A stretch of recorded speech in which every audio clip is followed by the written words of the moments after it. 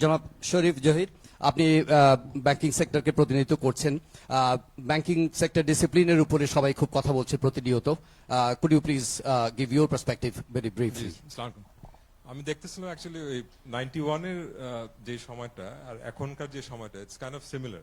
It's a post uprising situation, যেটা post এরশাদের যে সময়টা, যেটা ইনস্টিটিউশন গুলো সব ধ্বংস হয়ে যায়। এখন we are in a similar situation where the institutions that form the pillars of democracy, that has to be restored, and the main focus has to be there. Banking sector যদি দেখি আমরা, আপনার এখনো কিন্তু আমরা ওই ব্যাংকিং অ্যাক্ট যেটা 91 সালের, সেটার থেকেই কিন্তু আমরা অ্যামেন্ডমেন্ট গুলো করে আসছি, কিন্তু সেটার অ্যাকচুয়াল ইমপ্লিমেন্টেশনটা ওয়াজ মিসিং। সো এখন আমাদের যে ইন্ডাস্ট্রি সিচুয়েশন, আমাদের ক্যাপিটাল অ্যাডিকুয়েসি দাঁড়াইছে আপনার 3% ওভারঅল ইন্ডাস্ট্রিতে। NPL we know has gone over 36%. So এই ধরনের সিচুয়েশনে, and the whole economy, we don't have আপনার venture capitalists, we don't have private equity. The whole economy, private sector is dependent on banking sector. And if you look at the government borrowing, even that is at 55% from the private banking sector. এই ধরনের সিচুয়েশনে আমাদের confidence restore করা সবচেয়ে বেশি important. আমাদের বাজেটে আমরা we've been discussing যে আমাদের অ্যাসেট ম্যানেজমেন্ট কোম্পানি ফর্ম করা, আমাদের NPL গুলোকে সেপারেট করা, এটা একটা খুবই ইম্পর্টেন্ট। কারণ বেশিরভাগ যদি আপনি দেখেন যে NPL এর কারণ হচ্ছে looting, it's criminal activities. So for a private bank to restore that or to even sell assets and recover the money is quite impossible. এই ক্ষেত্রে আমি বলবো যে NPL গুলোকে সেপারেট করা, এগুলোকে প্রপার, আমরা দেখছি ইন্দোনেশিয়া, মালয়েশিয়াতে যখন ক্রাইসিস হয় তখন তারা এরকম ফাস্ট পেস কোর্ট করে, যেখানে নাকি কোর্টের কেসগুলো ডিসলভ করা তাড়াতাড়ি, এবং যেগুলো ক্রিমিনাল অ্যাক্টিভিটি সেগুলো আমাদের হয়তো ক্রস বর্ডার যেতে হবে। I think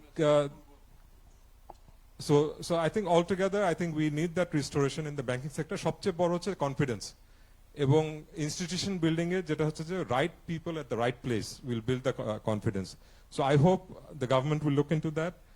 We are very hopeful because our finance minister is from the private sector. He understands our difficulties, and it is very easy to communicate with him and the people he has assigned. So we are very hopeful to the future. Thank you.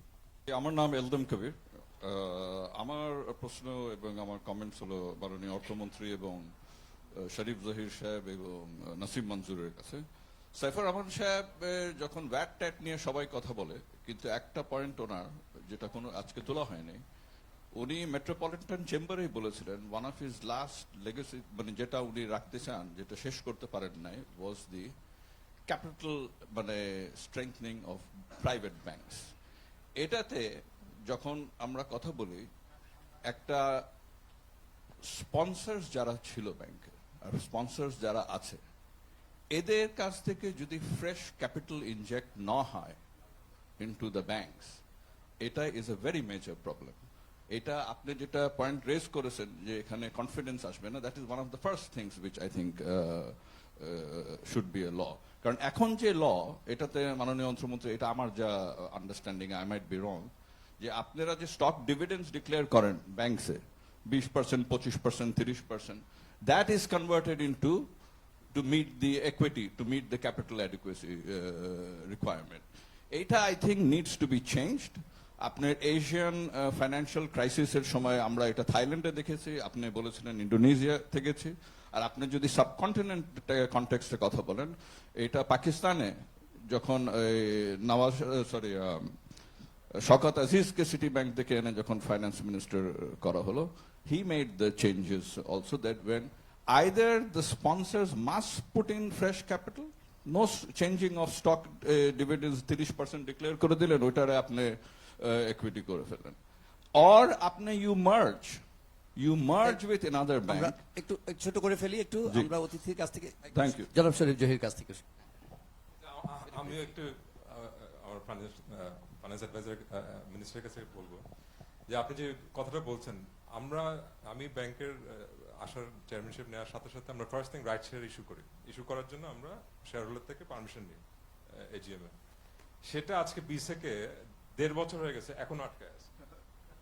এই যে bureaucratic যে ইস্যুগুলো, যে actual permission নিয়ে যে আমরা জিনিসটাকে যে right share issue করব, আজকে 2% মালিক হয়ে ব্যাংকের বোর্ডে বসে আছে, এবং তারা যায় কোর্টে যায় কেস করতেছে যে রাইটস স্টপ করার জন্য, কারণ ওই যে তার এক্সট্রা টাকা ইনভেস্ট করতে হবে। কালচারগুলো চেঞ্জ করতে হবে, যে একটা ব্যাংকের এত বড় ডিপোজিট যদি আপনি ক্যাপিটালাইজেশন করতে হয়, there has to be investment from the existing shareholders.